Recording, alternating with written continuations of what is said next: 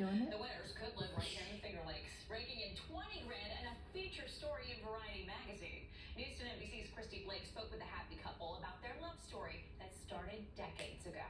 I'm gonna let Chris tell you because she's really good at it, better than me with her ways of romantic in that. Richard and Christine met at the Rochester McCurdy's department store in 1974. Wow. They were just 18 and 19 years old. We both worked there and we dated for a little bit, and unfortunately we went our separate ways. It took love and loss to bring them back together. I lost my wife 5 years prior. Richard's life was changed July 2003 when he was the recipient of a liver transplant. Since then, he's been educating others on the power of organ donation.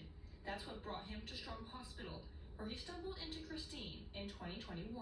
My late husband was in the hospital, and that's when I ran into Richard. Christine said goodbye to her late husband weeks later. I never thought about it until my husband had passed away. She later got a call about donating her late husband's tissues, bones, and corneas. And now I'm so glad that I did that.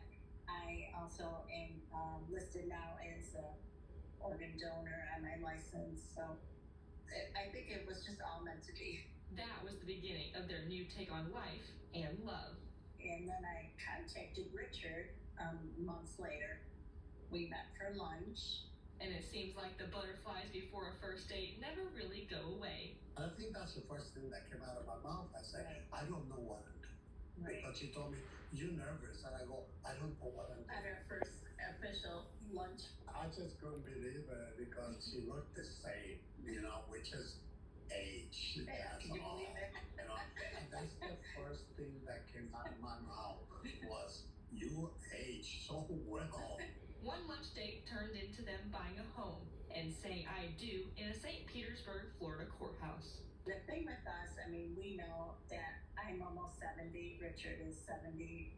We know we don't have 30, 40 years left together, but the time that we do have, we never argue. We just have a ball. It's just great. Really, how can you see that and not smile the whole entire time? So they tell me it's not about the money, but if they made it to the end, they would use that grand prize to go on a great big family vacation.